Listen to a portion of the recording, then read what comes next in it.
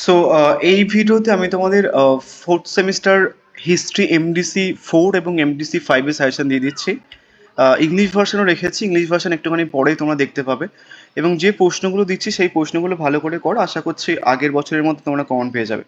কোন কোন প্রশ্নগুলো করবে, যেমন 20 মার্কসের জন্য তোমরা করবে প্রথমে সিসি 4 এর জন্য বা এমডিসি 4 এর জন্য রেনেসাঁস মানবতাবাদের প্রবন্ধ লেখো, বা বলতে পারে ইউরোপের শিল্প স্থাপত্যে রেনেসাঁস মানবতাবাদের প্রভাব।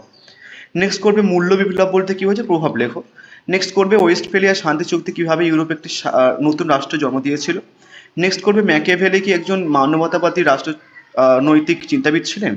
নেক্সট করবে জিআর এলটনের সঙ্গে তুমি কি একমত যে ইংল্যান্ডের ধর্ম সংস্কার আন্দোলন মূলত একটি রাষ্ট্রীয় পদক্ষেপ ছিল। এবার 20 মার্কসের পরে 10 মার্কসের করবে হচ্ছে কি অ্যানাবেপস্টিস আন্দোলন বা র্যাডিক্যাল ধর্ম সংস্কার আন্দোলন সম্পর্কে টিকা লেখো, বা ধর্ম সংস্কার আন্দোলনে মার্টিন লুথারের অবদান এবং এনক্লোজার আন্দোলন। তোমরা যদি মোটামুটি একটুখানি কম করতে চাও, তোমরা এই 5টা প্রশ্ন করার পরে দেন এই দুটো প্রশ্ন করে নিও, 5, 6, 7, বা এই দুটো না করলেও এটা করতে পারো। 6টা মতো প্রশ্ন ভালো করে করলেই 10 এবং 20 মার্কসের প্রশ্ন কমন পেয়ে যাবে।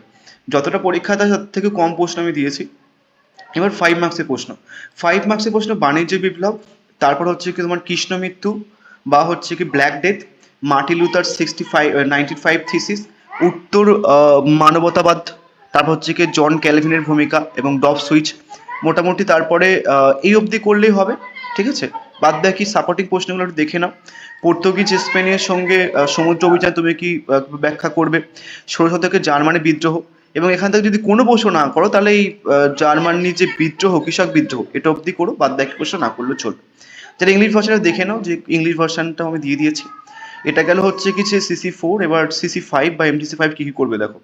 এমডিসি 5 এ দিল্লির সুলতানি রাজনৈতিক সংহতি বিধানে ইলতুৎমিশের অবদান মূল্যায়ন করো বা তার কৃতিত্ব আলোচনা করো।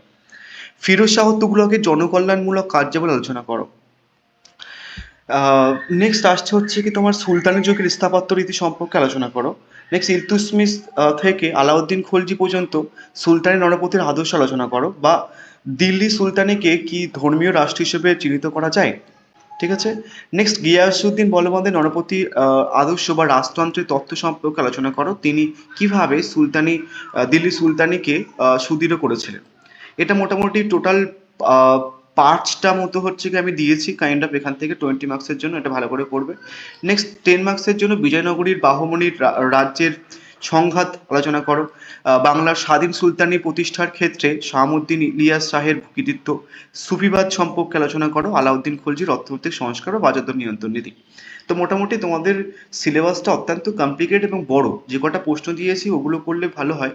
যদি মনে করো দাদা অতগুলো প্রশ্ন করা হচ্ছে না, তাহলে 20 মার্কসের যে প্রশ্নগুলো দিয়েছি তাহলে প্রথম 4টে প্রশ্ন করবে, এবং 10 মার্কসের যে প্রশ্নগুলো দিয়েছি তাহলে প্রথম 3টে করবে। তো 4টে 7টা করে করলেই মোটামুটি কমন পেয়ে যাবে, ওখান থেকেই 5 মার্কসের প্রশ্ন কমন পেয়ে যাবে। তাও 5 মার্কস আমি রেখেছি, যেমন দিল্লির সুলতানের সঙ্গে খলিফা সম্পর্ক বা অভিজাত সম্পর্ক লেখো, বা খলিফা বিপ্লব লেখো, ইকতা ব্যবস্থা লেখো, রাজা সুলতানের পতনের কারণ। মোটামুটি এই অবধি করলেই হবে, বাদ বাকি প্রশ্নগুলো জাস্ট দেখে যাবে চোখের দেখ। ইংলিশ ভার্সনও রেখেছি আমি, যারা ইংলিশ ভার্সন আছে দেখে নাও। এখানটা ইংলিশ ভার্সন বোথ ভার্সন আমি রেখেছি। So thank you.